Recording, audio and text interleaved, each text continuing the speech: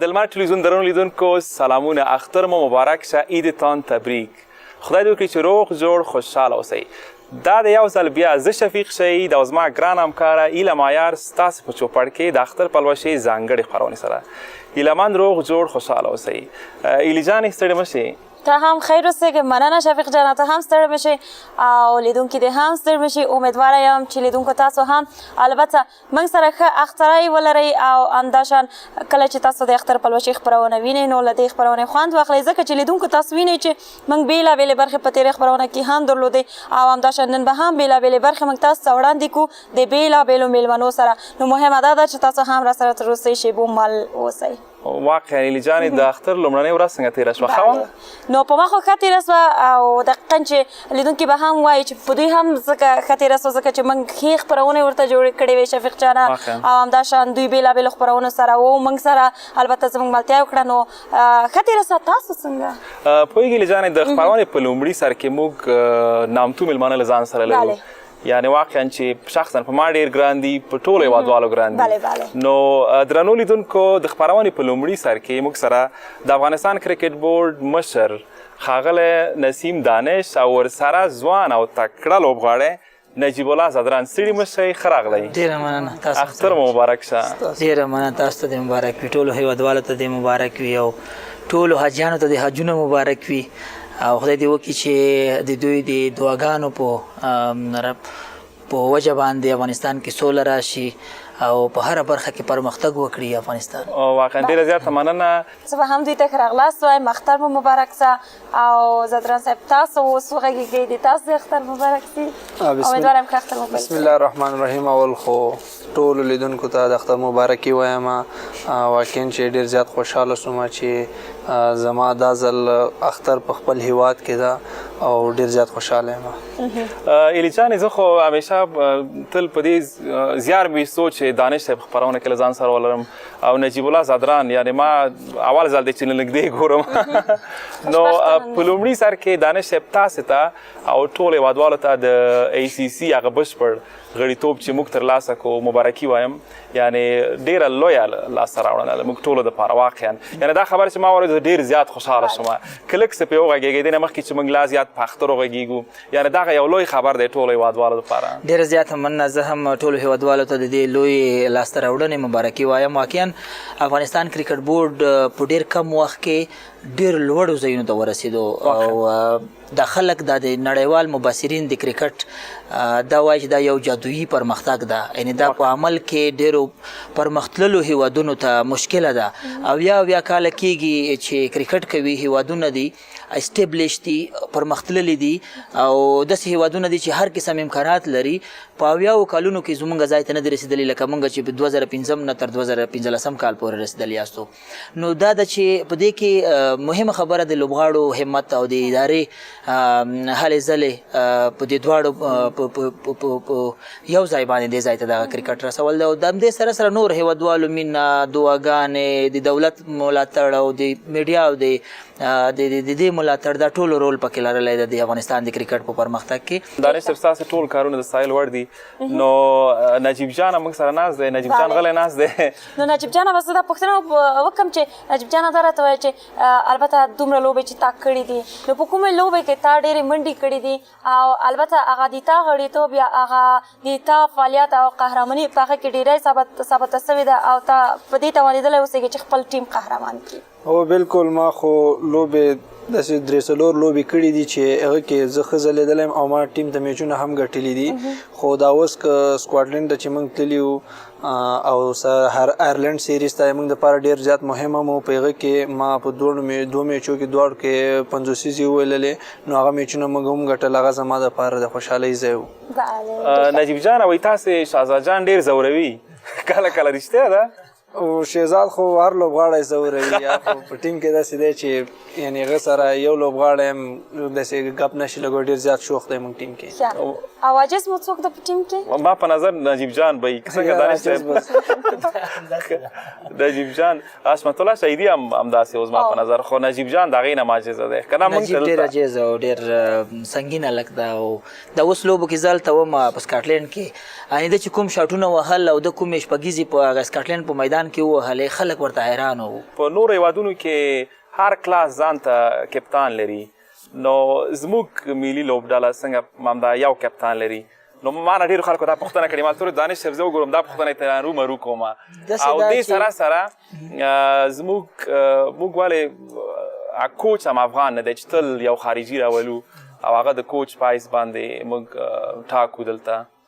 اول خو دا د کپتان په اړه باندې درته ووایم زیاتره چې دا هر فارمیټ ځان ته کپتان وي د T20 ځان ته وي د ون ډے ځان ته وي او د ټیسټ ځان ته وي دا زیاتره په د یوروپ هیوادونو کې او په د انګریزانو یا استرالیا او په دې هیوادونو کې دا زیاتره وي. هغوی خلک بیا داسې دي چې د خپل کار سره کار لري. دلته د افغانستان کې یا پاکستان کې او یا په هندوستان کې یا په داسې هیوادونو کې چې هغه ایشیا کې دي هغوی کې د درې سرونه جوړ کړل درې کپتانانه د جوړ کړل نو د هغه ټیم کې بیا هغه یونټي هغه اتفاق او اتحاد له منځه ځي. نو په دې اساس باندې موږ د ټولو فارمیټونو لپاره یو کپتان ساتو ځکه که چېرته داسې بعضې لوبغاړي د شل ورځو لوبغاړي دي بعضې د ټیسټ لوبغاړي دي بعضې د ون ډے بیا دغه د ټیسټ او د شل ورځو لوبغاړي د خپل کپتان سره ځي او دا نور د خپل کپتان سره ځي نو موږ نه غواړو دغه لوبډله چې دې ځای ته رسېدلې ده په اتفاق او اتحاد په وجه باندې رسېدلې ده نو موږ نه غواړو دغه اتفاق او دغه اتحاد ختم کو او دوی کې درې سرونه جوړ کو. او دویمه خبره د کوچ ته مخکې درته وویل چې افغانستان ډېر اوږد تاریخ نه لري په کرکټ کې نو موږ د تخنیکي خلکو د کمښت سره مخامخ یاستو موږ زیات تخنیکي خلک نه لرو. همدا اوس 4 لوبغاړي زموږ د ملي لوبډلې نه چې دوی ریټایر شوي دي موږ سره په سلیکشن کمیټه کې هم دوی کار کوي زموږ 19 کلنو ځوانانو سره هم دوی کار کوي زموږ 14 کلنو ځوانانو سره هم دوی کار کوي. موږ تخنیکي مسایل چې کوم په اداره کې پیښیږي هغه هم دوی څېړي. موږ د څلورو وظیفې ورکړې دي څلورو کسانو ته ځکه موږ تخنیکي خلکو سره مشکل لرو هغه مو پوره نه دي. نو په دې وجه باندې موږ دومره کوالیفاید کوچ هم نه لرو لکه څنګه چې اوس یو هندوستانی موږ یا یو پاکستانی یا یو استرالین یا یو د انګلینډ کوچ کولی شي زموږ لوبډله په هغه لیول باندې وروځي په کوم لیول باندې چې اوس ضرورت ده. ډېره مننه ما خپله ځوابونه واخیستل واقعا اوس پوه شو. زه به له نجیبه زادران نه دا وپوښتم چې نجیب جانه کله هم په صفر اوټ سوی نو کله چې اوټ سوی نو څومره پښیمانه سوی او خفګان لاست؟ هو بالکل زه چې کله اول ځل ملي ټیم ته انتخاب شوم په 2010 کې 2012 کې بیا زه راغلم له استرالیا نه انډر 19 ورلډ کپ ته تللی یم. انډر 19 ورلډ کپ نه سبا میچ زه نن راوغوښتم زه او جاوید احمدي دواړه راغللو نو 15 ساعته ما فلایټ هم کړی سفر مې کړی نو میچ راورسېدم میچ ته 3 غنټې پاتې وې نو په هغه میچ کې د استرالیا خلاف زه په 0 باندې اوټ شوم چې ډېر زیات خفه وم. نو شهزاد راته وایي نجیب ډېر زیات خفه وی نن ولې نو ما شهزاد کریم راته ویل وایي ډېر زیات خفه وی څه وجه نو ما ورته ویل په دې خبر شوم چې 14 ساعته مزل مې هم کړی و او اوس راغلم دلته په 0 هم اوټ شوم نو ډېر زیات خفه وم په هغه وخت کې. په هر حال خیر دی زموږ اتلې واقعا لوبه هم وخت لري هم بورډ لري همداسې ده. دانش صاحب که تاسو دا وایاست چې راتلونکي زیر یو خبرونه موږ دپاره څه دي د ټولو هیوادوالو لپاره د کرکټ په اړه چې موږ ټولې په تمه اوسو؟ مهم زیری دا و چې موږ باید د بشپړ غړیتوب لرونکي هیواد سره لوبې ترسره کړو. په هغې کې موږ د ویسټ انډیز سره هم برابرې کړې د بنګلادیش سره هم برابرې کړې او د هندوستان سره لګیا یو لوبو باندې ډېر نږدې شوي یاستو. هغه MOU چې کومه په منځ کې هوکړه لیک جوړ شوی د هغه په نږدې ورځو کې به هغه هم امضا شي. د دې سره سره په مالي برخه کې اوس ډېر قوي شوي یاستو د پخوا په نسبت باندې. داخلي کرکټ مو ډېر ښه روان ده. زموږ پخوا به 6 ورځې لوبې ډېرې کېدې په داخلي کرکټ کې او 50 ورځې لوبې به ډېرې کېدې. اوس موږ 4 ورځنۍ ټورنمنټونه روان کړي دي. 4 ورځې یو لوبغاړی هغه ټیسټ لوبې چې ورته وایي یو کس پکې ټیسټ کېږي چې هغه یو امتحان دی که نه هغې لوبې مو اوس برابرې کړې دي. خو په عموم کې موږ د فل ممبرشپ لپاره په 2018 کال کې د نړیوالې کرکټ شورا هغې دپاره هغه اپلیکیشن موږ سبمیټ کوو او خدای مهربانه دی که هغوی را سره واده کړې ده او انشاءالله د شپږیزه کوم سیالۍ چې د په کابل کې کېږي دغه شپږیزه سیالۍ موږ غواړو آینده کال یا په هندوستان کې ترسره کوو یا په دوبۍ کې ترسره کوو تر څو زیات نړیوال لوبغاړي په دې کې برخه واخلي. هم تر ډېرو مشهورو لوبغاړو پورې موږ غواړو چې دغه دې کې انوالو کړو. اول خو کوشش کوو چې دوی افغانستان ته راولو که افغانستان ته نه راتلل موږ غواړو دا شپږیزه یو برینډ شي په دنیا کې لکه څنګه چې IPL ده او څنګه چې نور بیګ باش او کاونټیانې دي دغه رقم ته دغه هم موږ نو په هر برخه کې بریالي روان یو تر اوسه پورې لاسته راوړنې مو ډېرې دي. دانش صاحب تاسو ټول کارونه د ستایل وړ دي، تاسو زموږ د ټولو ویاړ یاست. یعنی کوم تغییرات چې په کرکټ بورډ کې موږ په ډېرې کمې موده کې ګورو ټول د ستایل وړ دي. ډېره زیاته مننه راتګ مو له تاسو څخه مننه، نجیب جان له تاسو څخه هم مننه. ژوندي اوسئ، ستاسو د بیا هم اختر مبارک وي او زموږ خپرونه مو لا ډېره زیاته رنګینه کړه. مننه کوم له تاسو په خیر. ژوندي اوسئ. لیدونکو فکر کوم د برخه هم مخ په خلاصېدو ده، نو چې مخ په خلاصېدو ده موږ به هم لاړ سو د لنډې ژرندمې په لور او بیا هم خپرونه مه هېروئ، موږ هم تاسو سره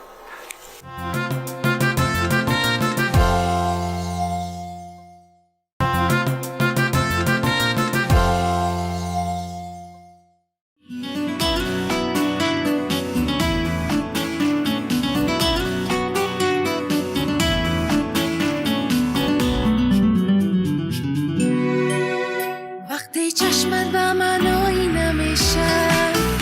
جهانی دیدنم بکی نمیشه، میپرم با دلت آوجی پرواز، کوچیکی رفتنش و ماندنش دیری نمیشه. تا دل فردا میدوی با من، تا پشت ابرا میپری با من، از آسمانی بوی بهشتی با رنگ چشمت سرنوشتم نوشتی. چی خوب است کنارت نفس کشیدن، با آینه چشمت رسیدن.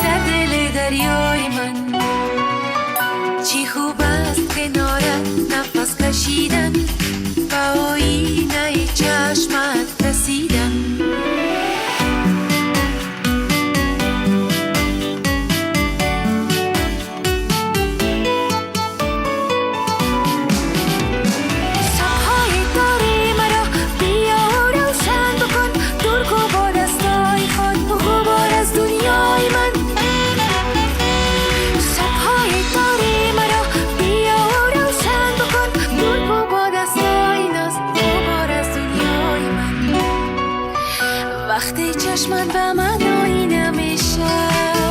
جهانی دیدنم بکی نمیشه،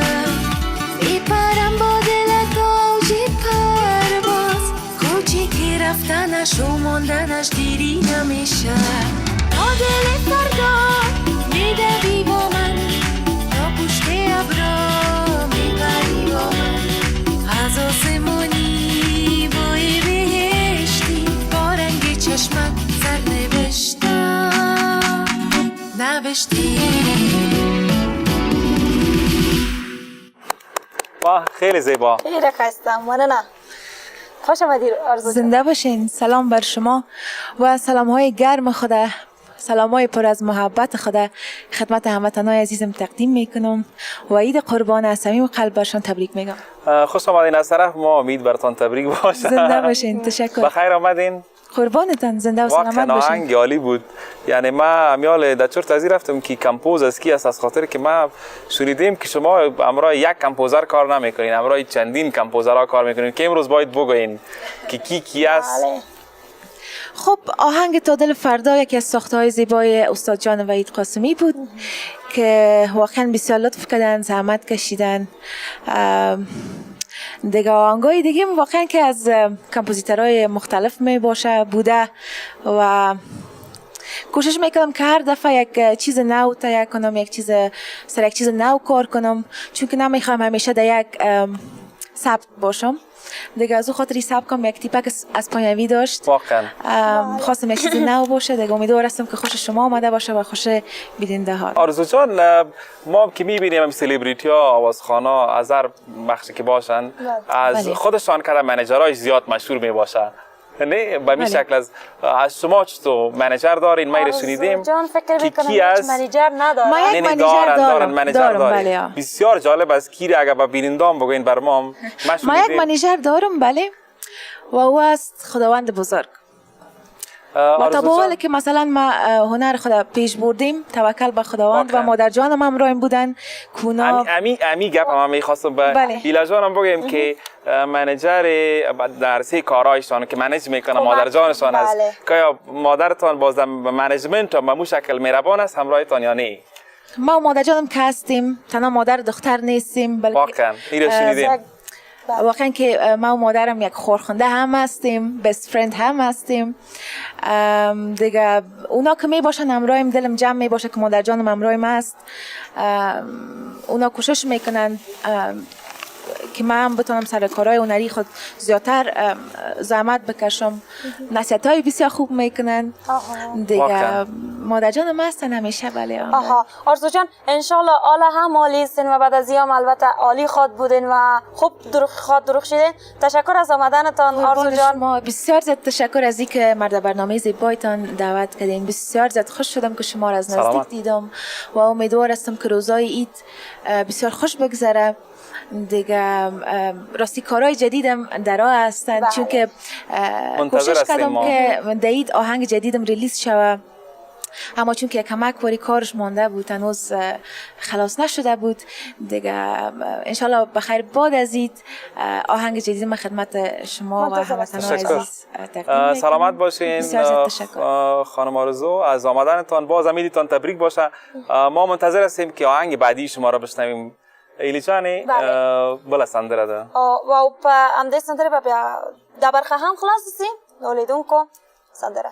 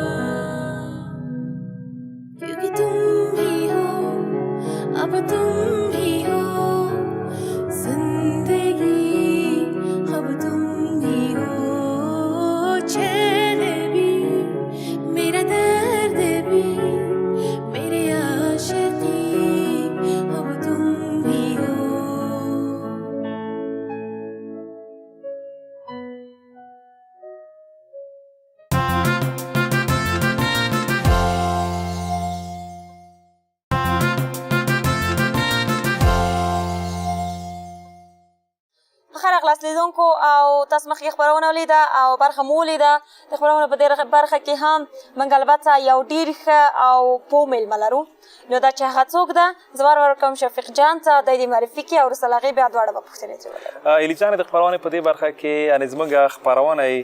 یعنې چې واقعا رنګینه کړې ده د هېواد تکړه ژورنالیست لیکوال او دې سره سره زه کولی شم چې وایم چې د ژورنالیستانو استاد زه په خپله یعنې زه خپل استاد ګڼم واقعا خپلواک ژورنالیست آصف وردک ستړي مشئ وردک صاحب ښه راغلی اختر مبارک شه مهرباني لومړی خو وایي چې د هست څښتن جلاله شانه په نامه سلام تاسو بیبي ته تاسو ډېرو درنو او قدرمنو کتونکو ته سلام زه په افغاني پښتني کلتور کې د خپل سپینګیري سړی نازوي تاسو هم هغه ناز دی چې یو سپینګیری نازوئ که دومره وزن زه نه لرم که تاسو چې ما تشویقوئ نو د ژورنالیزم یو شاګرد رښتیا مې یم یو 50 کلن خو مګرم د موږ په وخت کې کمپیوټر نه وه او موږ هغه بېسواده ژورنالیستان تاسو د خدای ژوندي لري هیله کوم تاسې یعنې په مستقیم او غیر مستقیم شکل ټولو ژورنالیستانو له تاسو څخه ډېر څه زده کړي او تاسې یو الګو یاست قربان دې شم دا هغه خو زه نه ورکم خو موږ افتخار کوو شخصا زه ویاړم چې زه میراث نه یم یو وخت خفه وم دغه طوفانونه چې راغلل په دو ملت په دو تاریخي ملت وروسته حیثیتونه بیا برباد شول عزتونه برباد شول کلا وړنګې شوې قلم په راډیو کې پاتې شو بیا د ناموس نه دفاع شوه د موږ ژوند با د شهید داود خان نه په خاطراتو کې ګل نه لرو یغزي ډېر لرو خو بیا یو وخت داسې ناامیدي شوه چې د طوفان د قتل عام د بیرون ته د موږ نوی نسل د مکتبو ړنګېدلو د هغه چې مال نوی د غرونه راکته وه د هغه یعنې د موږ په وخت کې معارف انکشاف کړی و حتی د موږ پوهنتون ته د خارج نه خلک راتلل زه ډارېدلم مګرم بیا هم هغه اسلامي عقیده وه ناامیدي د خدای په دربار کې ښه نه وه خو اوس د ټولو تراژیدیو باوجود چې 40 کاله د ملت په وینو کې لامبو وهي مګرم زه د یوه سپینګیري ژورنالیست په صفت میراث نه یم شکر دومره اولادونه لرم که سبا مې ښه هم کړئ د ما ځای خدای مو ژوندي لره آباد اوسئ زموږ ویاړ یاست وردک صاحب ما اورېدلي دي چې تاسې په ټوله نړۍ چکر وهلی یعنې ډېرو زیاتو هېوادونو ته تللي یاست ډېری خلک تللي پاتې شوي دي مګم تاسو سره د هېواد مینه وه هغه څه و چې تاسې بېرته راستانه کړئ که رښتیا درته ووایم خو موږ افغانان یو موږ درست یو وخت ښې جامې نه درلودلې د اقتصاد د نګاه نه غریب ملک وو من تابع د یو فرهنګ وو او یو دغه د تاریخ پاڼې چې واړه وایي همیشه په جنجالو په تراژیدي کې و د استعمار راغلي یو شي چې ژوندي ساتلي هغه یو افغاني فرهنګ دی چې بیا یې مرګ ته نه یو ورکړي خو په تاسف چې نرم دی موږ تاسو فرهنګ یې هغه شوی زه رښتیا هم د شاهي رژیم کې ما ماموریت پیل کړی په راډیو افغانستان کې وخت تلویزیونونه موږ نه درلودل په ټول افغانستان کې یوه راډیو وه چې راډیو افغانستان وه مختلف پروګرامونه مې درلودل پروډیوسر وم نطاق وم پښتونستان خپرونه وه پولیس د ټولنې خدمتګار او نور 3-4 اخبار هم درلودل یو 3 مجلې دی موږ ټول نشرات وو په هغه وخت کې هم زه تللم خارج ته رښتیا درته ووایم یو فرانسه کې به مې یو 2-3 میاشتې لږ ګذران کاوه ولې خلک یې ډېر آرام وو جرمني ته خو زه ډېر تللی یم اوس هم هلته هغه شته دي لږ دغه انګلیسان او جرمنیان لږ هغه دي لږ داسې خشک خلک دي هالنډیان ډېر مهربانه دي فرانسویان ډېر او د تاسو فرموده رښتیا هم د امریکا کاناډا په شمول فکر کوم داسې یو 14 مملکته مې کنې وي لیدلي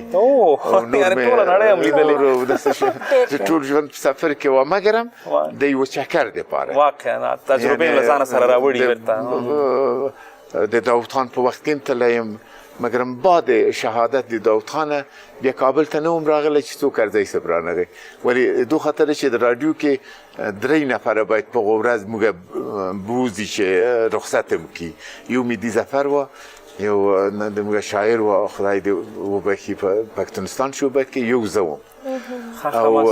ما ته هغه خدای پاک لطف وکړ نصیب بنوا ستاسو خپل استعداد خیال محمد کټوازي زه راویستلم په ټانک کې د خوای مرکز شبخانې سه کاته کوم او د رادیو نه ته دوزه پورې ما کنځلې ورته کوي نو ما به غیرتي کوم خو وایي نه دي دی دی نو راځه خو اته بیا پیمانه وم د به وژړل ویلي وردک صاحب نور به ونه ویني کور ته به نه ځي چې کور د ما سره دی مال د ډور نکټایي کې وردګو ته تک بیا مغه چې طوفانونه راغلل دغه داستان وګدی دا راته وایي چې البته د ژورنالیزم له ډګر نه البته یو جالبه او ښه خاطره مو راته قصه وکړه زما ژوند ټول خاطره دی ولا د رادیو فضا د موږ هغه د ځوانۍ هغه خوشحال بابا ویلي و چې هغه شعر مې د یاده وتلی خو معنا یې داسې وه چې تور وای مسلی وای جټ وای خو چې ځواني وای د موږ ځواني وه او هغه او په تاسف چې تاسو ځواني د جنګو په وخت کې راغلی په جنګو کې وزیږېدلی هغه ژوندم ټول خاطره وه د پلار نه د زیږېدلو نه ما تنها ابتدایه مکتب په 6 ولایاتو کې لوستی غنی خیلو کې خوست کې سید جمال الدین کې هرات کې شپږم سیمین د وردګو نه اخلاص کې چې بیا په کابل کې شو دا ټول ښې خاطرې ټول ښې بعد دونه خاطرې نه لرم یغزي دي د موږ ټول خاطرې دي او ډیره بخښنه غواړم ما دو خاطر اختر مبارکي ورنه کړ چې هغه اختر چې ما لیدلی ما لمس کړی او زه پکې لوی شوی یم ما یې دي اخیستي اتڼونه وو هغه اتڼ اوس نشته ولې زه په د اختر ته چې ولاړ شم هر کور ته چې نه وځم د شهید یا د مړي اول اختر وي اخترونه د خدای بیرته راولي خدای دې راولي خو بیا هم زه نه غواړم ډېر تراژیدۍ ته ولاړ شم خدای دې بیرته د خوشحالۍ اخترونه د ملت سلامت سئ ژورنالیزم آیا علم دی که هنر دی که دغه په ډېرو لنډو الفاظو کې موږ ته ووایاست ځکه چې اوس زیاتره ډېري خلک ځي 3 میاشتې 4 میاشتې یو کورس وایي بیا وایي زه ژورنالیست یم که آیا دا یو نه ژورنالیزم علم دی مکتب دی یو ژورنالیست معلم د جامعې دی دا ټوکې نه دي متعهد ژورنالیست ډېر لوی وظایف لري واقعا یو متحد ژورنالیست د ملت او خدای سره تعهد لري مسلک یې ډېر پاک مسلک دی او ژورنالیزم علم دی ځان ته دریاب دی زه د تراژیدۍ نه چې د راډیو نه راغلو د جهاد په وخت کې مغه یو دفاع د ناموس وه بیا هم کله چې د کابل تراژیدي ختمه شوله ما بیا قلم هغه ټوپک کیښو یو په آخر کې یو هیله لرم د نوي نسل چې موږ خو د زړه تکلیفونه لرو یو 2 ورځې میلمانه یو وخت به ځو نوي نسل ته یو پیام لرم ملت در بدر دی جنگونه په موږ تحمیل شوي دي عزتونه برباد شوي د نوي نسل ژورنالیستان ته یم چې خپل مسلک ته وفادار پاتې شي باید هغه مسلکي وجدان افغاني وجدان لیلام نه کړي چې یو تعداد زه وینم رسنۍ چې لیلاموي یې بښنه غواړم مهرباني تاسو ډېره مهرباني ښه لیدونکو ډېر جالبه او ښکلې برخه وه چې پای ته ورسېده نو نورې برخې هم څه خو وربسو دمه به واخلو راوګرځئ بېرته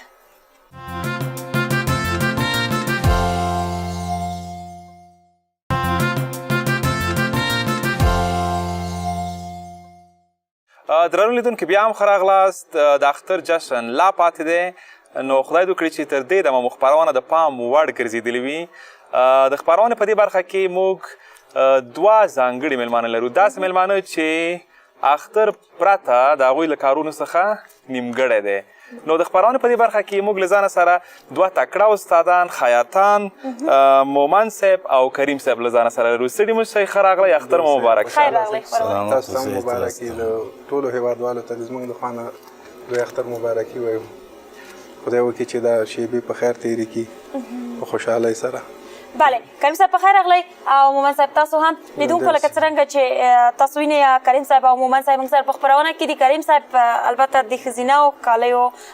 ګنډي او ګلدوزي پکې کوي او مومن صاحب د نارینهو واسکټونه او کالي ګنډي. نو دا راته وایه مومن صاحب چې څومره وخت کېږي تاسو البته د نارینهو کالي او واسکټونه ګنډئ؟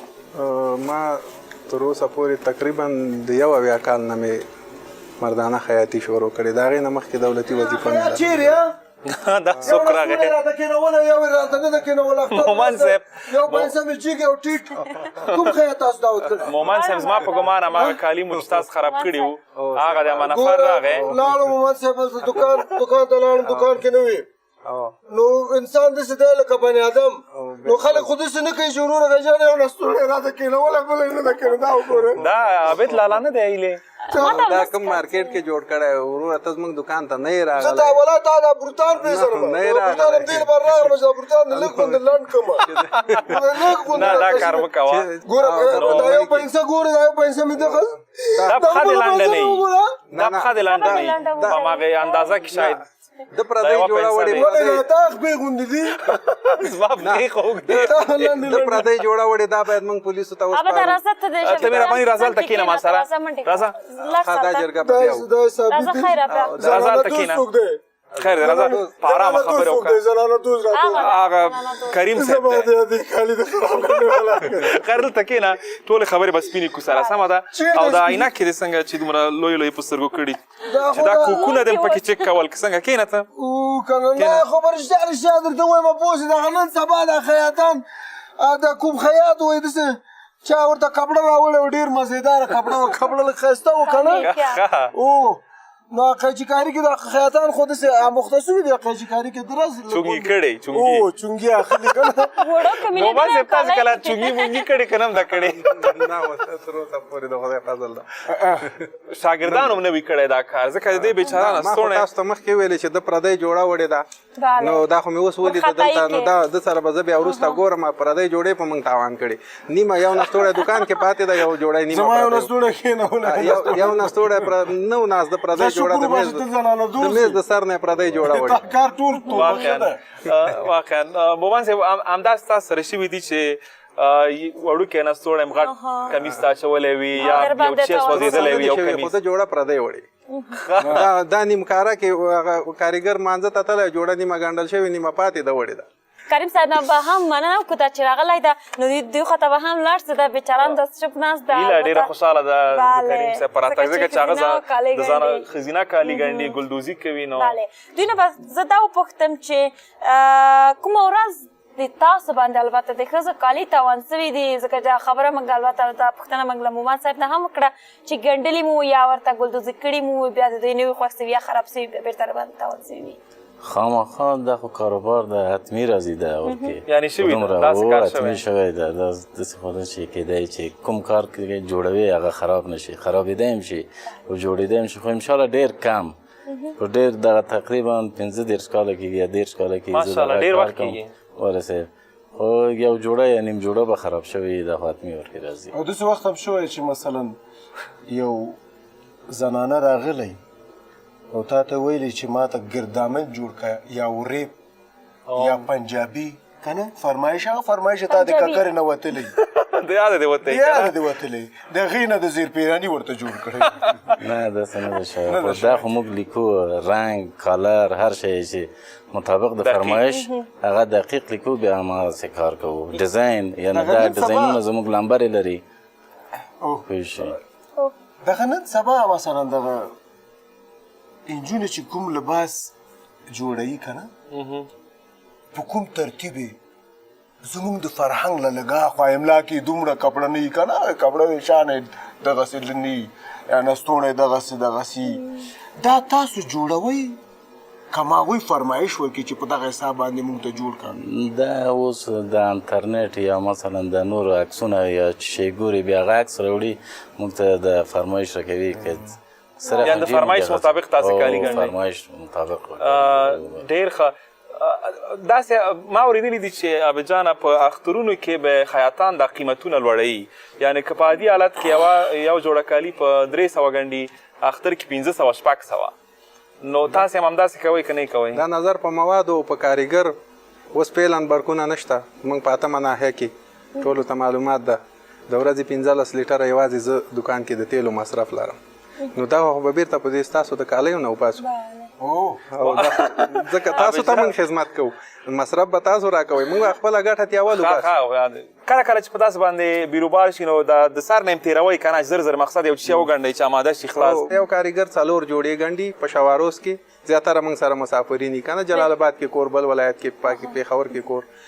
نو په روژه کې کار ډیریږي هغه باید 2 جوړې وګنډي ځکه مزدورۍ ته راځي دلته موږ هغه 15 جوړو کې د 2 جوړو مزدوري ورکوو نو دغه پیسې هم بیرته د کالیو والا باندې زیاتېږي څوک چې ګنډل خپله جوړه ګنډي ځکه ستا 50 روپۍ دي 100 روپۍ دي په یوه جوړه کې نو هغې نه ماته 1,00,000 جوړېږي ځکه زه هر اختر کې 1200 جوړې ګنډم ستا باندې 100 روپۍ دي نو ماته 1,00,000 دي ما په ډیر کار کی مومن صاحب تاسو پکې چابه جان هم ګلدوز دی او کریم صاحب هم ګلدوز دی نو که ته کوم پوښتنه لري د ګلدوزي مطابق یا که موږ پوښتنې وکړو تاسې څخه خو کار دغه نن سبا د کمپیوټري غاړې وتلي همدا پوښتنه ما کوله چې آیا دا کار شوی چې کمپیوټري هغه په یو حساب په ماشین چې کېږي هغه غاړه تاسې داسې خرڅه کړي وي چې نه دا د لاس کار دی هغه د لاس نه د ماشین که د ماشین که نه ماشین د ماشین په ماشین باندې غاړه جوړول او په لاس باندې دا ډیر فرق کوي خامخا ماشین او لاس ډیر صفایي لري او ماشین متوسط ماشین باندې موږ جوړوو دغه کمپیوټري چې د فکر کوم خپل د استعداد له نظره چې کمپیوټري آینده نه لري عمر نه لري او دغه موږ چې په ماشین د ګلدوزۍ په ماشین یې ګنډو دغه یو څه اندازه عمر لري او داسې وخت شوی ده چې مثلا هغه پرکوټ دی چې هغه میزان چې برابرېږي که نه سیټر هغه میزان چې برابروي ساوه او هغه چې کله مثلا کارګاه تړی که نه د کارګاه کې چې داسې کاوی راته وایي چې ښه ټک ټک ټک چې کارګاه وتړل شي یو ستره غړز په دې هغه لګېدلی او دلته چوک شوی یا په لاس ګوته دی نه تر اوسه خو نه دي مومن صاحب تاسې څو شاګردان لرئ شاګردان یې لرئ که نه او د اختر په شپو ورځو کې تاسې داسې یعنې کوئ چې شاګردان ته کالي مفت وګنډئ یا ورته بیخي کالي تحفه کړئ چې خوشحاله شي زما په خپله د ډېرو خیاطانو هر چا خپل اصول دي او زما اصول دا دي ما سره فعلا 14 کاریګر کار کوي ماشاءالله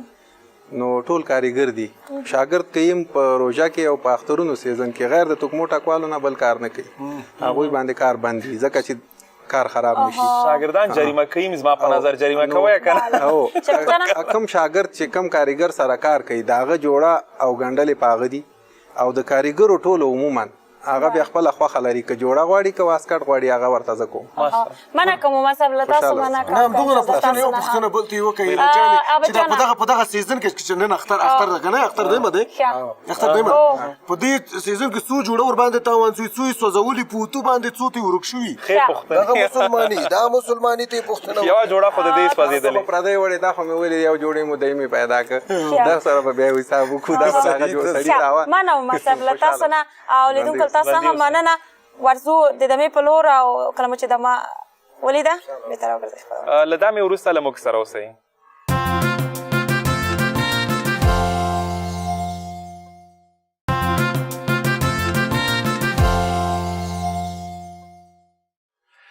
بیا هم ښه راغلی د اختر پلوشۍ خپرونه د شفیق شهید او ایله معیار ستاسې په چوپړ کې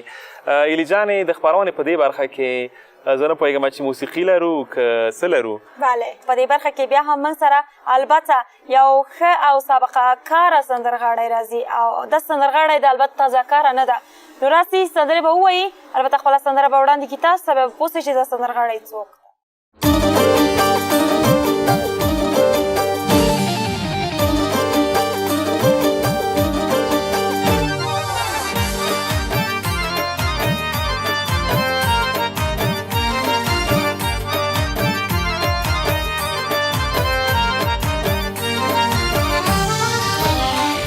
د ورشه په دې وروايه سلام زما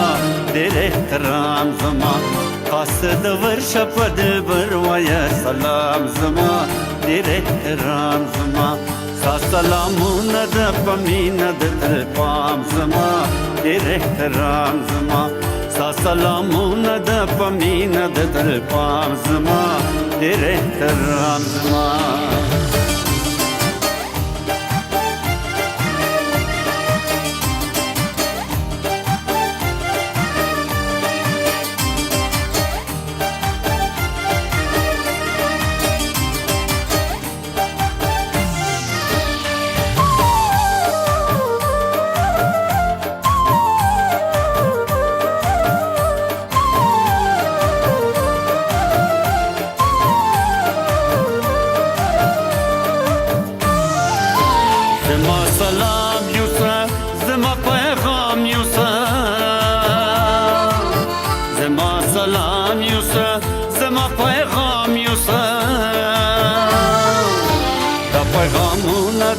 آخر کې انجام زما ډېر احترام زما دا پیغامونه د آخر کې انجام زما ډېر احترام زما خاص د ورشه په دلبر وایه سلام زما ډېر احترام زما ستا سلامونه د په مینه د تلپام زما ډېر احترام زما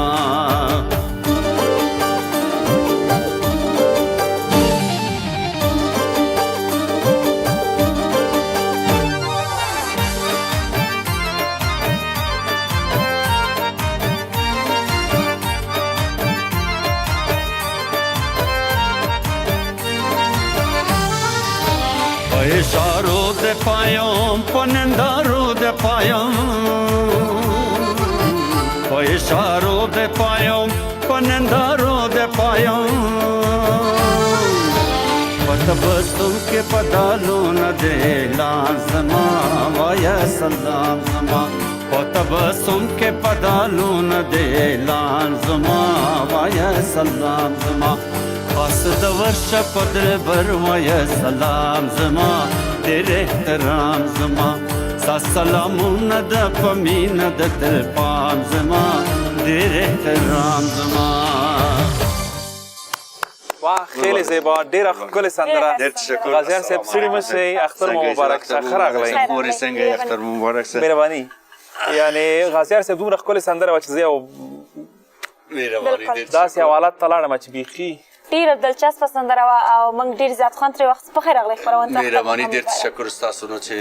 ما نن مایک مو هم لږ په دغه پروګرام کې دعوت کړی دی او میلمه یم دا زما افتخار او فخر د ځای ده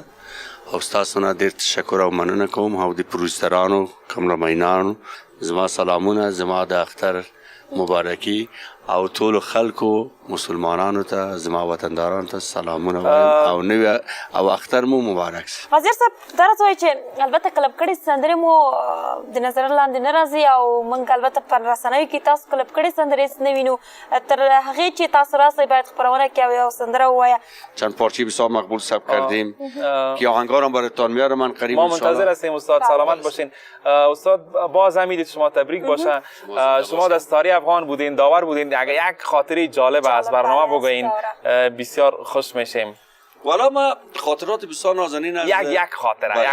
که واقعا با یاد ماندنی باشه براتان همین خاطره که مثلا خاطر دمو سیزن خاطرات نیک ما بود که بله سر ما هر روز که شالا زنان یک دعوا داشتم همون دعوایتان واقعا که جالب بود هر چی که با تیر خودم میآوردم باز نمیشه دیگه حوصله را میشست امیال اگر بخنه دیده رضایت ایله اگر با شالا زلان اگر امیال میبینه برنامه را یگید مبارکی اگر همراهشان کنه من شالا جان دوست دارم شالا جان دختر یک هنرمند بسیار بزرگوار استاد زلان مرحوم بزرگوار است خواهرشان خانم ژیلا بسیار هنرمند تاب کشور ما مادر خدا بیامرزشان که چند وقت بیشتر فوت شده بسیار هنرمند خوب سارا زلان ما در یکی از آهنگای خود گفتیم که کسی افسانه و سارا نمیشه کسی رخشانه و ژیلا نمیشه اینا بزرگواری دمو شعر که همه برای هنرمندان ما این شعر خوانده بودم تسلیت میگم وفات والدینشان که خداوند جنتان نصیبشان کنه هنرمند بزرگ ما برای مملکت ما ځای بزرگ تشکر سلامت باشین غازیار صاحب خوش آمدین بازم به برنامه ډیره زیاته مننه لراتګ مو غازیار صاحب سلامت ژوندي اوسئ بیا د ستاسو هم اختر مبارک وي مننه کوم له تاسو او لیدونکو د نن ورځې خپرونه هم په همدې ځای پای ته رسیږي سبا خپرونې پورې بیا مو هم په لوی خدای سپارم تر سبا د خدای پامان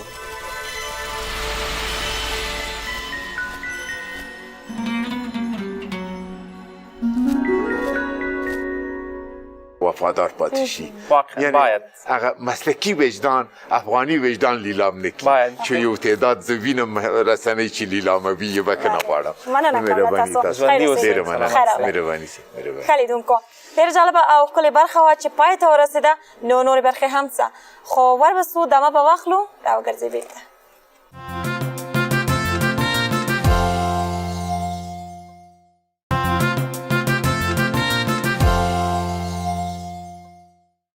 درنو لیدونکو بیا هم ښه راغلاست د اختر جشن لا پاتې دی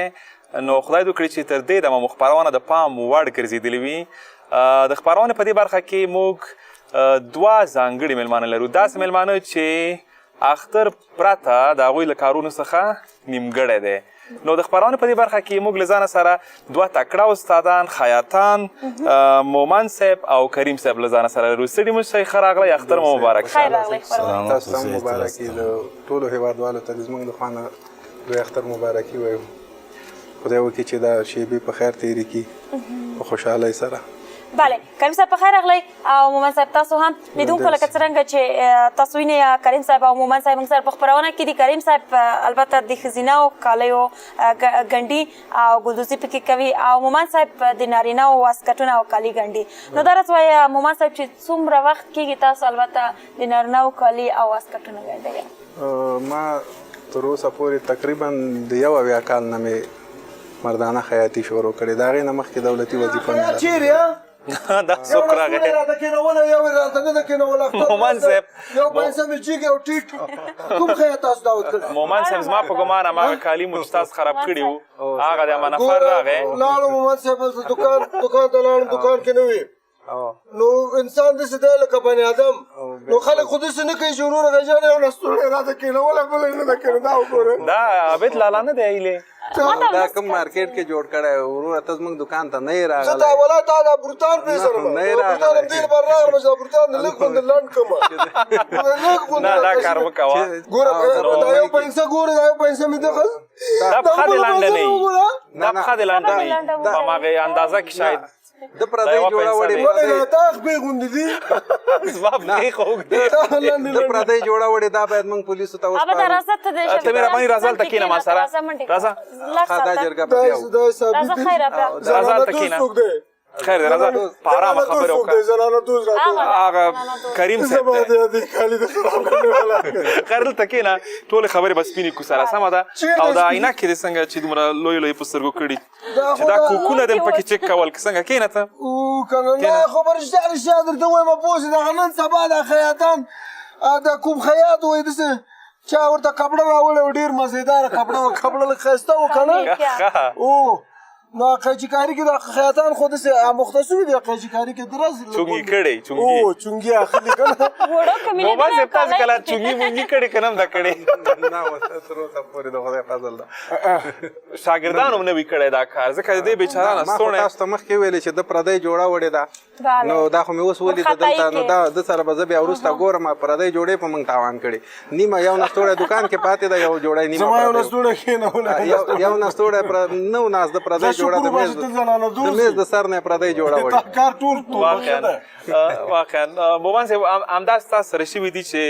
وړوکی نستوړی هم غټ کمیس ته اچولی وي یا یو چیز سوځېدلی وي یو کمیس خو د جوړه پردۍ وړې دا نیمکاره کې کاریګر مانځه ته تللی جوړه نیمه ګنډل شوې نیمه پاتې ده وړې ده کریم صاحب نه به هم مننه وکړو ته چې راغلی ده نو دوی خوا ته به هم لاړ شو دا بیچاران د چپ ناست ده هیله ډېره خوشحاله ده د کریم صاحب په راتګ ځکه چې هغه د ځانه ښځینه کالي ګنډي ګلدوزي کوي نو دوی نه به زه دا وپوښتم چې کومه ورځ د تاسو باندې البته د ښځو کالي تاوان سوي دي ځکه دا خبره موږ البته دا پوښتنه موږ له مومن صاحب نه هم وکړه چې ګنډلي مو یا ورته ګلدوزي کړي مو بیا د دوی نه وي خوښ سوي یا خراب سوي بیا بېرته راباندې تاوان سوي وي خامخا دا خو کاروبار ده حتمي راځي ده ورکې یعنې شوي ده داسې کار شوی حتمي شوی ده دا داسې خو نه چې کېدی چې کوم کار کې جوړوي هغه خراب نه شي خرابېدی هم شي او جوړېدی هم شي خو انشاءالله ډېر کم په ډېر دغه تقریبا 15 کاله کېږي یا 10 کاله کېږي ماشاءالله ډېر وخت کېږي ورسېد خو یو جوړه یا نیم جوړه به خراب شوی دا خو حتمي ورکې راځي او داسې وخت هم شوی چې مثلا یو زنانه راغلی او تا ته ویلي چې ما ته ګردامن جوړ کړه یا وریب یا پنجابي کنه فرمایش هغه فرمایش ته د ککر نه وتلی د یاد دی وته یا د وتلی د غینه د زیر پیرانی ورته جوړ کړی نه داسې نه ده شوی خو دا خو موږ لیکو رنګ کالر هر شی چې مطابق د فرمایش هغه دقیق لیکو بیا هماغسې کار کوو ډیزاین یعنې دا ډیزاینونه زموږ لمبرې لري پوه شئ دغه نن سبا مثلا دغه انجونې چې کوم لباس جوړوي که نه په کوم ترتیب زمونږ د فرهنګ له لږه خوا املا کې دومره کپړه نه وي که نه کپړه شان یې دغسې نه وي یا نستوڼی دغسې دا تاسو جوړوئ که ما هغوی فرمایش وکړي چې په دغه حساب باندې موږ ته جوړ کړه دا اوس د انټرنیټ یا مثلا د نورو عکسونه یا چې شی ګوري بیا هغه عکس راوړي موږ ته د فرمایش راکوي که یعنې د فرمایش مطابق تاسې کالي ګڼئ فرمایش مطابق ډېر ښه داسې ما اورېدلي دي چې عابدجانه په اخترونو کې به خیاطان دا قیمتونه لوړوي یعنې که په عادي حالت کې یو جوړه کالي په 300 ګڼډي اختر کې 500 شپږ نو تاسې هم همداسې کوئ که نه کوئ دا نظر په موادو په کاریګر اوس پیلن برکونه نشته موږ په اتمه ناحیه کې ټولو ته معلومات ده د ورځې 15 لیټره یوازې زه دکان کې د تیلو مصرف لرم نو دا خو به بیرته په دې ستاسو د کالیو نه وباسو ځکه تاسو ته موږ خدمت کوو مصرف به تاسو راکوئ موږ خپله ګټه تیول وباسو کله کله چې په داسې باندې بیروبار شي نو د سر نه هم تېروئ که نه زر زر مقصد یو شی وګڼئ چې اماده شي خلاص یو کاریګر 4 جوړې ګنډي په شواروز کې زیاتره موږ سره مسافرین که نه جلال آباد کې کور بل ولایت کې پېښور کې کور نو په روژه کې کار ډیریږي هغه باید 2 جوړې وګڼډي ځکه مزدورۍ ته راځي دلته موږ هغه 15 جوړو کې د 2 جوړو مزدوري ورکوو نو دغه پیسې هم بیرته د کالیو والا باندې زیاتېږي څوک چې ګنډل خپله جوړه ګنډي ځکه ستا 50 روپۍ دي 100 روپۍ دي په یوه جوړه کې نو هغې نه ماته 1,00,000 جوړېږي ځکه زه هر اختر کې 1200 جوړې ګنډم ستا باندې 100 روپۍ دي نو ماته 1,00,000 دي ما په ډیر کار کی مومن صاحب تاسو پکې چې عابدجان هم ګلدوز دی او کریم صاحب هم ګلدوز دی نو که ته کومه پوښتنه لري د ګلدوزي مطابق یا که موږ پوښتنې وکړو تاسې څخه خو کار دغه نن سبا د کمپیوټري غاړې ول باندې وروزي په کوم لیول باندې چې اوس ضرورت ده ډېره مننه ما خپله ځوابونه واخیستل واقعا اوس پوه شو زه به له نجیبه زادران نه دا وپوښتم چې نجیب جانه کله هم په صفر اوړ سوی نو کله چې اوړ سوی نو څومره پښیمانه سوی او خفګان لاست هو بالکل زه چې کله اول ځل ملي ټیم ته انتخاب شوم په 2010 کې 2012 کې بیا زه راغلم له استرالیا نه انډر 19 ورلډ کپ ته تللی یم انډر 19 ورلډ کپ نه سبا میچ زینن راوغوښتم زه او جاوید احمدي دواړه راغللو نو 15 ساعته ما فلایټ هم کړی سفر مې کړی نو میچ راورسېدم میچ ته 3 غنټې پاتې وې نو په هغه میچ کې د استرالیا خلاف زه په 0 باندې آوټ شوم چې ډېر زیات خفه وم نو شهزاد راته وایي نجیب ډېر زیات خفه وی نن ولې نو ما شهزاد نه کریم راته ویل وایي ډېر زیات خفه وی څه وجه نو ما ورته ویل په دې خفه شوم چې 14 ساعته مزل مې هم کړی و او اوس راغلم دلته په 0 هم اوټ شوم نو ډېر زیات خفه وم په هغه وخت کې په هر حال خیر دی زموږ اتلې واقعا لوبه هم وخت لري هم بورډ لري همداسې ده دانش صاحب که تاسو دا وایاست چې راتلونکي زیر یو خبرونه موږ دپاره څه دي د ټولو هېوادوالو لپاره د کرکټ په اړه چې موږ ټولې په تمه اوسو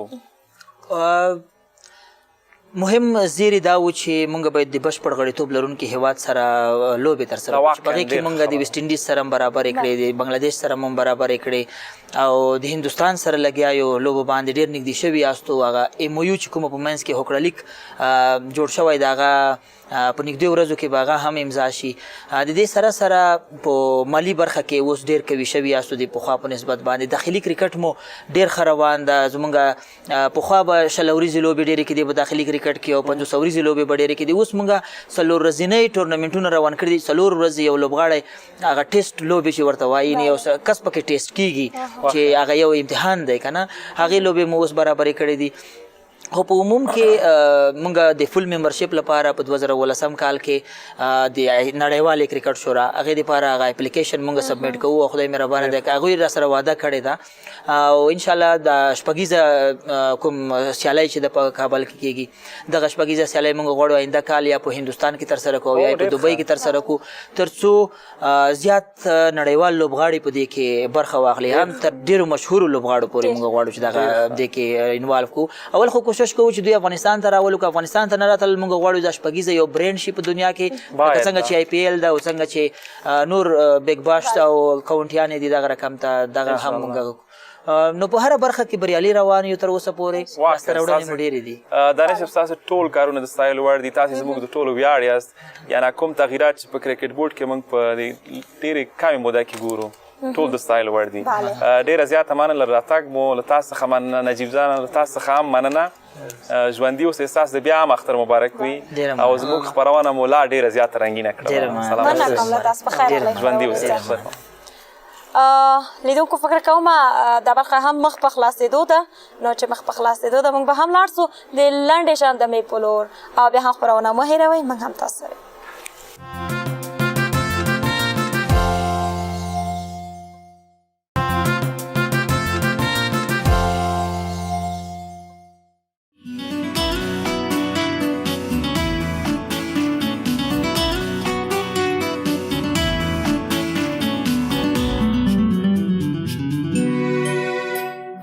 چشمت به من آینه میشه جهان دیدنم بگی نمیشه میپرم با دلت اوج پرواز کوچیکی رفتنش و ماندنش دیری نمیشه دل فردا میدوی با من تا پشت ابرا میپری با من از آسمونی بوی بهشتی با رنگ چشمت سرنوشتم نوشتی چی خوب است کنارت نفس کشیدن با آینه چشمت رسیدن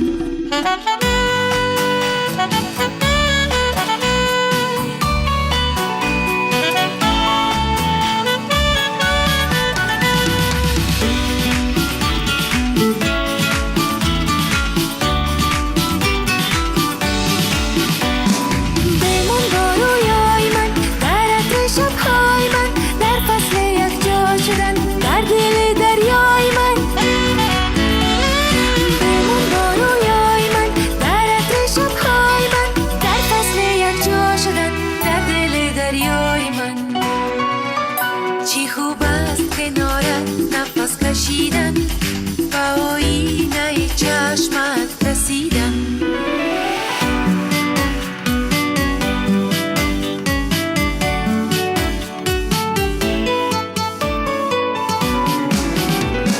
صبحای داری مرا بیا و روشن بکن دور کو با دستای خود غبار از دنیای من صبحای داری مرا بیا و روشن بکن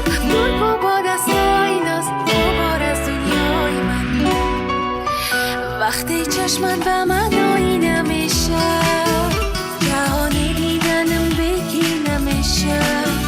میپرم با دلت اوج پرواز کوچیکی رفتنش و ماندنش دیری نمیشه تا دل فردا میدوی با من تا پشت ابرا میپری با من از آسمونی بوی بهشتی با رنگ چشمت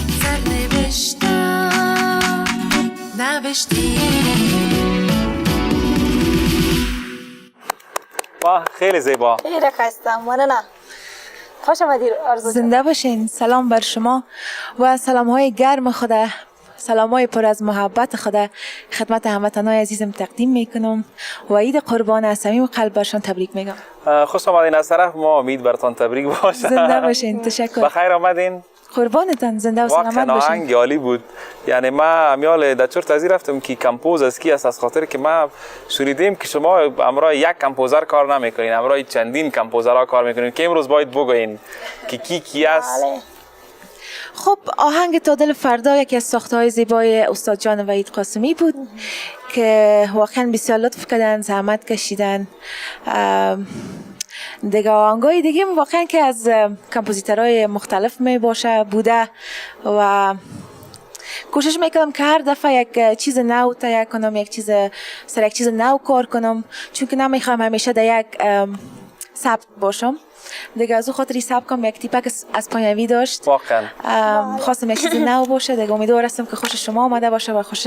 بیننده ها. آرزو جان، ما که میبینیم این سلبریتی ها، آوازخوانا از هر بخشی که باشن از خودشان کردن منیجرهایش زیاد مشهور میباشن، نه به این شکل. از شما چطور منیجر دارین؟ ما رسونیدیم جان فکر میکنم کی از منیجر نداره. ما یک منیجر دارم. بله. بسیار جالب است. کی اگر با بینندام بگوین بر ما ما یک منیجر دارم، بله، و او است خداوند بزرگ.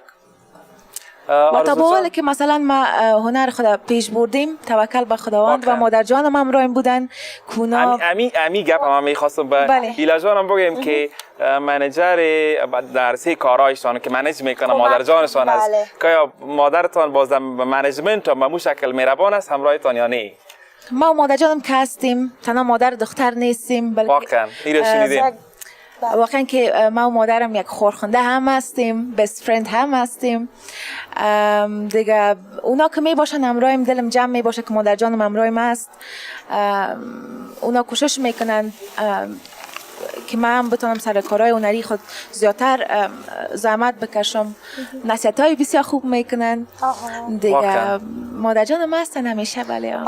آرزو جان انشالله حالا هم عالی هستین و بعد از ایام البته عالی خود بودین و خوب خود درخشیدین. تشکر از آمدنتان آرزو جان. ما بسیار زیاد تشکر از اینکه مرد برنامه زیبایتان دعوت کردین. بسیار زیاد خوش شدم که شما را از نزدیک دیدم و امیدوار هستم که روزای عید بسیار خوش بگذره دیگه. راستی کارهای جدیدم در راه هستند، چون که کوشش کردم که دید آهنگ جدیدم ریلیز شوه، اما چون که کمک واری کارش مانده بود هنوز خلاص نشده بود دیگه. انشالله بخیر بعد از این آهنگ جدید من خدمت شما و هموطنان عزیز تقدیم. سلامت باشین خانم آرزو، از آمدنتان باز امیدتان تبریک باشه. ما منتظر هستیم که آهنگ بعدی شما را بشنویم. ایلی جانی بلا سندره ده و په همدې سندرې به بیا دا برخه هم خلاص سي نو لیدونکو سندره.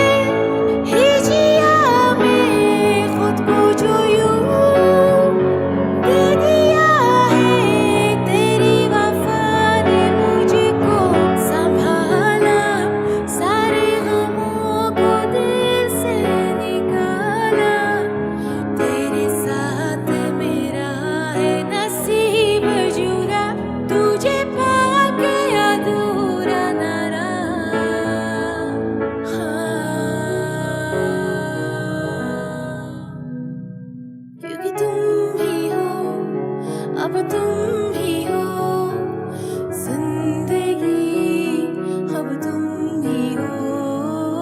चैन भी मेरा दर्द भी मेरे आशिकी अब तुम ही हो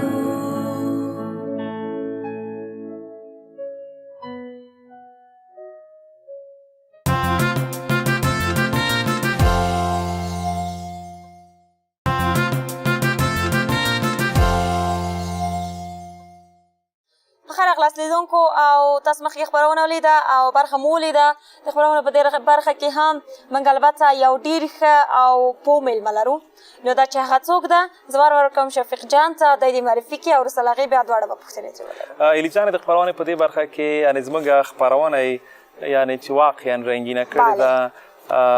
د یوه تکړه ژورنالیست لیکوال او دې سره سره زه کولی شم چې وایم چې د ژورنالیستانو استاد زه په خپله یعنې زه خپل استاد ګڼم واقعا خپلواک ژورنالیست آصف وردک سړي مشر وردک صاحب ښه راغلی اختر مبارک شه مهرباني نمره خوبی چې د هستیختن جلاله شانهو په نامه سلام تاسو بیبي ته تاسو ډېرو درنو قدرمنو کتونکو ته سلام زه په افغاني پښتني کلتور کې د خپل سپینګیري سړی نازوي تاسو هم هغه ناز دی چې یو سپینګیری نازوئ دومره وزن زه نه لرم که تاسو چې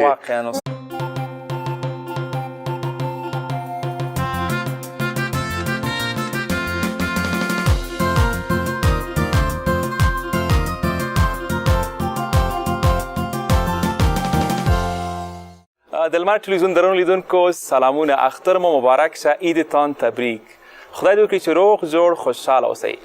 دا د یو ځل بیا زه شفیق شهید او زما ګران همکاره ایله مایار ستاسو په چوپړ کې د اختر پلوشې ځانګړې خپرونې سره ایله من روغ جوړ خوشحاله اوسئ ایلي جانې ستړې مه شئ ته هم خیر اوسېږې مننه شفیق جانه ته هم ستړی مه شئ او لیدونکي دې هم ستړي مه شئ امیدواره یم چې لیدونکو تاسو هم البته موږ سره ښه اخترۍ ولرئ او همداشان کله چې تاسو د اختر پلوشې خپرونه وینئ نو له دې خپرونې خوند واخلئ ځکه چې لیدونکو تاسو وینئ چې موږ بېلابېلې برخې په تېرې خپرونه کې هم درلودې او همداشان نن به هم بېلابېلې برخې موږ تاسو ته وړاندې کړو د بېلابېلو میلمنو سره نو مهمه دا ده چې تاسو هم راسره تر اوسه شیبو مل اوسئ واقعا ایلي جانې د اختر لومړنۍ ورځ څنګه تېره شوه ښه وه نو په ما خو ښه تېره شوه او دقیقا چې لیدونکي به هم وایي چې په دوی هم ځکه ښه تېره شوه ځکه چې موږ ښې خپرونې ورته جوړې کړې وې شفیق جانه او همداشان دوی بېلابېلو خپرونو سره و موږ سره البته زموږ ملتیا وکړه نو ښه تېره شوه تاسو څنګه پوهېږي ایلي جانې د خپرونې په لومړي سر کې موږ نامتو میلمانه له ځان سره لرو یعنی واقعا چې شخصا په ما ډېر ګران دي په ټولو هېوادوالو ګران دي نو درنو لیدونکو د خپرونې په لومړي سر کې موږ سره د افغانستان کرکټ بورډ مشر ښاغلی نسیم دانش او ورسره ځوان او تکړه لوبغاړی نجیب الله زدران سړي مه شئ ښه راغلی ډېره مننه تاسو اختر مو مبارک شه ډېره مننه تاسو ته دې مبارک وي ټولو هېوادوالو ته دې مبارک وي او ټولو حاجیانو ته دې حجونه مبارک وي او خدای دې وکړي چې د دوی د دعاګانو په وجه باندې افغانستان کې سوله راشي او په هره برخه کې پرمختګ وکړي افغانستان واقعا ډېره زیاته مننه زه به هم دوی ته ښه راغلاست وایم اختر مو مبارک شه او زدران صاحب تاسو اوس وغږېږئ د تاسو د اختر مبارک سي امیدواره یم ښه اختر مو بسم الله الرحمن الرحیم اول خو ټولو لیدونکو ته د اختر مبارکي وایم واقعا چې ډېر زیات خوشحاله شوم چې زما دا ځل اختر په خپل هیواد کې ده او ډېر زیات خوشحاله یم ایلي جانې زه خو همیشه تل په دې زیار مې سوچ چې دانش صاحب خپرونه کې له ځان سره ولرم او نجیب الله زدران یعنې ما اول ځل دی چې نږدې ګورم نو په لومړي سر کې دانش صاحب تاسې ته او ټولو هېوادوالو ته د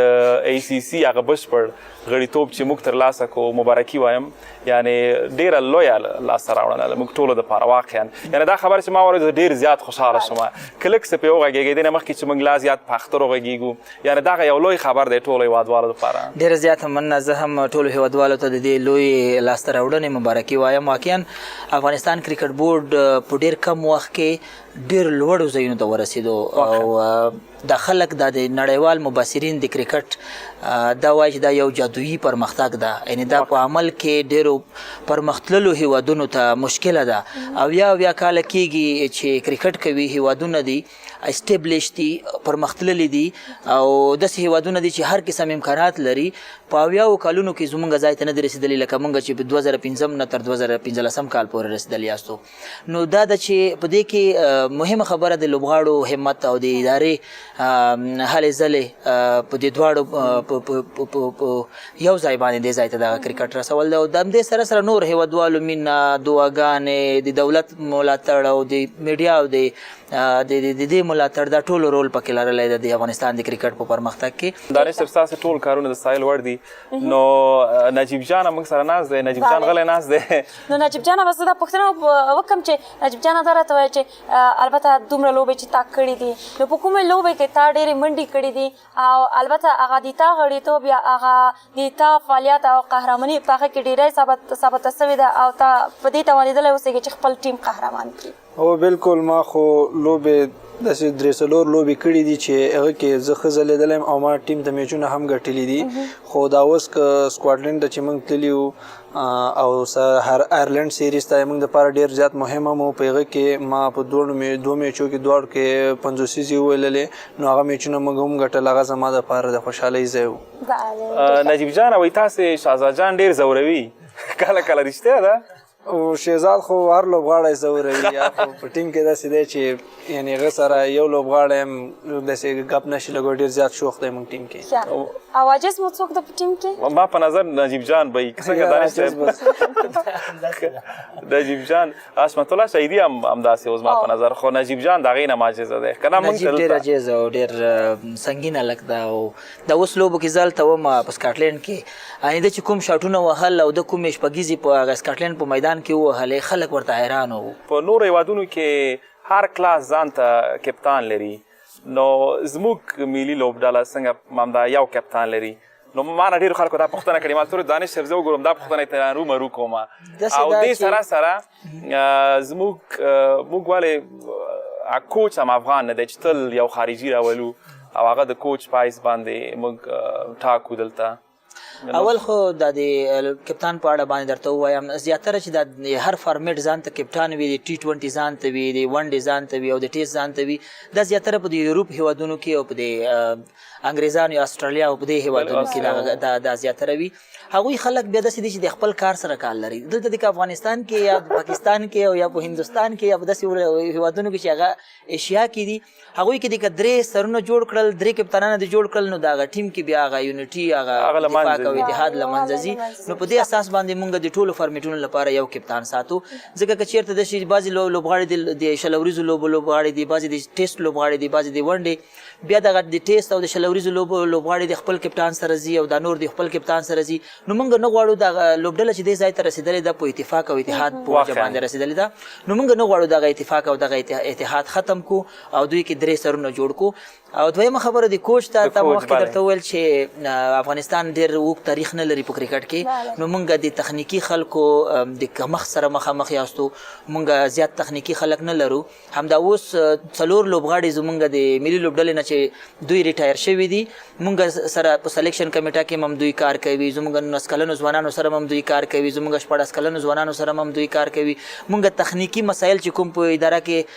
پیښیږي هغه هم دوی څېړي. موږ د ته 4 وظیفې ورکړې دي 4 کسانو ته، ځکه موږ تخنیکي خلکو سره مشکل لرو، هغه مو پوره نه دي. نو په دې وجه باندې موږ دومره کوالیفاید کوچ هم نه لرو، لکه څنګه چې اوس یو هندوستانی موږ یا یو پاکستانی یا یو استرالین یا یو د انګلینډ کوچ کولی شي زموږ لوبډله په هغه لیول تشویقوي. نو د ژورنالیزم یو شاګرد رښتیا مې یم، یو 50 کلن، خو مګر د موږ په وخت کې کمپیوټر نه وه او موږ هغه بېسواده ژورنالیستان یو. تاسو د خدای شاندي لري، هیله کوم تاسې یعنې په مستقیم او غیر مستقیم شکل ټولو ژورنالیستانو له تاسو څخه ډېر څه زده کړي او تاسې یو الګو یاست. قربان دې شم. دا هغه خو زه نه ورکم، خو موږ افتخار کوو. شخصا زه ویاړم چې زه میراث نه یم. یو وخت خفه وم دغه طوفانونه چې راغلل په دو ملت، په دو تاریخي ملت، ورسته حیثیتونه بیا برباد شول، عزتونه برباد شول، کلا ورنګې شوې، قلم په راډیو کې پاتې شو، بیا د ناموس نه دفاع شوه. د موږ ژوند با د شهید داود خان نه په خاطراتو کې ګل نه لرو، یغزي ډېر لرو. خو بیا یو وخت داسې ناامیدي شوه چې د طوفان، د قتل عام، د بیرون ته د موږ نوی نسل د مکتبو ړنګېدلو د هغه چې مال نوي د غرونه راکته وه د هغه، یعنې د موږ په وخت کې معارف انکشاف کړی و، حتی د موږ پوهنتون ته د خارج نه خلک راتلل. زه ډارېدلم، مګرم بیا مغه اسلامي عقیده وه، ناامیدي د خدای په دربار کې ښه نه وه. خو اوس د ټولو تراژیدیو باوجود چې 40 کاله د ملت په وینو کې لامبو وهي، مګرم زه د یوه سپین ږیري ژورنالیست په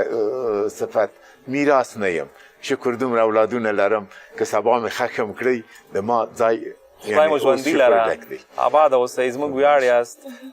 وردک صاحب، ما اورېدلي دي چې تاسې په ټوله نړۍ چکر وهلی، یعنې ډېرو زیاتو هېوادونو ته تللي یاست. ډېری خلک تللي پاتې شوي دي، مګم تاسو سره د هېواد مینه وه، هغه څه و چې تاسې بېرته راستانه کړئ؟ که رښتیا درته ووایم، خو موږ افغانان یو. موږ درست یو وخت ښې جامې نه درلودلې، د اقتصاد د نګاه نه غریب ملک وو، من تابع د یو فرهنګ وو، تابع د یو فرهنګ وو او یو. دغه د تاریخ پاڼې چې واړه وایي همیشه په جنجالو په تراژیدي کې وو، د استعمار راغلي. یو شي چې ژوندي ساتلي هغه یو افغاني فرهنګ دی چې بیا یې مرګ ته نه یو ورکړي. خو په تاسف چې نرم دی موږ تاسو فرهنګ یې هغه شوی. زه رښتیا د شاهي رژیم کې ما ماموریت پیل کړی په راډیو افغانستان کې. وخت تلویزیونونه موږ نه درلودل، په ټول افغانستان کې یوه راډیو وه چې راډیو افغانستان وه. مختلف پروګرامونه مې درلودل، پروډیوسر وم، نطاق وم، پښتونستان خپرونه وه، پولیس د ټولنې خدمتګار او نور. 3-4 اخبار هم درلودل، یو 3 مجلې، دی موږ ټول نشرات وو. په هغه وخت کې هم زه تللم خارج ته. رښتیا درته ووایم، یو فرانسه کې به مې یو 2-3 میاشتې لږ ګذران کاوه، ولې خلک یې ډېر آرام وو. جرمني ته خو زه ډېر تللی یم، اوس هم هلته هغه شته دي، لږ دغه انګلیسان او جرمنیان لږ هغه دي، لږ داسې خشک خلک دي. هالنډیان ډېر مهربانه دي، فرانسویان ډېر، او د تاسو فرموده رښتیا هم د امریکا کاناډا په شمول فکر کوم داسې یو 14 مملکته مې که نه وي لیدلي، یعنې ټوله نړۍ هم لیدلې، چې ټول ژوند په سفر کې وه، مګرم د یوه چکر دپاره واقعا تجربې له ځانه سره راوړي. د داود خان په وخت کې هم تللی یم، مګرم بعد شهادت د داود خانه بیا کابل ته نه وم راغلی چې څوک ارزی صاحب رانغی، ولې دو خاطره چې د راډیو کې 3 نفره باید په هغه ورځ موږ بوځي چې رخصت هم کړي. یو مهدي ظفر وه، یو د موږ شاعر وه، خدای دې وبخي، په پښتونستان شعبت کې یو زه وم. او ما ته هغه خدای پاک لطف وکړ، نصیب به نه وه. خیال محمد کټوازي زه راویستلم په ټانک کې، د خوای مرکز شبخانې څه یې کته کړم، او د راډیو نه تر 2 ځله پورې ما کنځلې ورته کوي. نو ما بې غیرتي ته کوه، خو وایي نه دی، یې دی. نو راځه، خو هلته بیا پښیمانه وم. ده به وژړل، ویلې وردک صاحب نور به ونه ویني، کور ته به هم نه ځي چې کور د ما سره دی. مال د ډور نکټایي کې وردګو ته تک بیا مغه و چې طوفانونه راغلل، دغه داستان اوږد دی. دا راته وایي چې البته د ژورنالیزمو له ډګر نه البته یو جالبه او ښه خاطره مو راته قصه وکړه. ما ژوند ټول خاطره دی، ولا د راډیو فضا د موږ هغه د ځوانۍ، هغه خوشحال بابا ویلي وو چې هغه شعر مې د یاده وتلی، خو معنا یې داسې وه چې تور وی، مسلی وی، جټ وی، خو چې ځواني وی. د موږ ځواني وه، او هغه او په تاسف چې تاسو ځواني د جنګو په وخت کې راغلی، په جنګو کې وزیږېدلی. هغه ژوندم ټول خاطره وه. د پلار نه د زیږېدلو نه ما تنها ابتدایه مکتب په 6 ولایاتو کې لوستی، غني خیلو کې، خوست کې، سید جمال الدین کې، هرات کې، 6 سیمې د وردګو نه خلاص کړ چې بیا په کابل کې شو. دا ټولې ښې خاطرې دي، ټولې ښې خاطرې. بعد دونه خاطرې نه لرم، یغزي دي. د موږ ټولې خاطرې دي واقعاً. عزیز. زه به او وایي ډېره چې- بخښنه غواړم ما دو خاطر اختر مبارکي هم ورنه کړه چې هغه اختر چې ما لیدلی ما لمس کړی او زه پکې لوی شوی یم ما عیدي اخیستې اتڼونه وو هغه اتڼ اوس نشته ولې زه په د اختر ته چې ولاړ شم هر کور ته چې نه وځم د شهید یا د مړي اول اختر وي اخترونه د خدای بیرته راولي خدای دې راولي خو بیا هم زه نه آمین. غواړم ډېر آمین. تراژیدۍ ته ولاړ شم خدای دې بیرته د ژوندي اوسئ خوشحالۍ استاد. اخترونه د ملت ته راولي. سلامت سئ ژورنالیزم آیا علم دی که هنر دی که دغه په ډېرو لنډو الفاظو کې موږ ته ووایاست ځکه چې اوس زیاتره ډېري خلک ځي 3 میاشتې 4 میاشتې یو کورس وایي بیا وایي زه ژورنالیست یم که آیا دا یو نه ژورنالیزم علم دی مکتب دی یو ژورنالیست معلم د جامعې دی د ټوکې نه دی متعهد ژورنالیست ډېر لوی وظایف لري واقعا یو متحد ژورنالیست د ملت او خدای سره تعهد لري واقعا. مسلک یې ډېر پاک مسلک دی او ژورنالیزم علم دی ځان ژوندي ته اوسئ. دریاب دی زه د تراژیدۍ نه چې د راډیو نه م راغلو د جهاد په وخت کې مغه یو دفاع د ناموس وه بیا هم کله چې د کابل تراژیدي ختمه شوله ما بیا قلم هغه ټوپک کیښو یو په آخر کې یو هیله لرم د نوي نسل چې موږ خو د زړه تکلیفونه لرو یو 2 ورځې میلمانه یو وخت به ځو نوي نسل ته یو پیام لرم ملت در بدر دی جنگونه په موږ تحمیل شوي دي عزتونه برباد شوي د نوي نسل ژورنالیستان ته یم چې خپل مسلک ته